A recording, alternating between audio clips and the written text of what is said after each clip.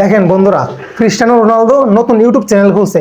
এখন ওনার ইউটিউব চ্যানেলে দেখেন মিনিটে মিনিটে কত হাজার সাবস্ক্রাইবার বাড়তেছে, মিনিটে মিনিটে। ইউটিউব কোম্পানির এটাই সবচেয়ে বড় ভয় ছিল, রোনালদো যদি কোনোদিন ইউটিউব চ্যানেল খোলে তাহলে আমরা কি তাকে এত টাকা দিতে পারবো? এই রোনালদো, আমার মনে হয় না রোনালদোর মতো কোনো ফেভারিট জনপ্রিয় মানুষ আর এই পৃথিবীতে আর আছে। আমার মনে হয় না রোনালদোর মতো এত ফেভারিট লোক মনে হয় আর এই ওয়ার্ল্ডের মধ্যে নাই। যত ফুটবলার বলেন, যা কিছু বলেন না কেন, সেই একমাত্র সবার পছন্দের মানুষ।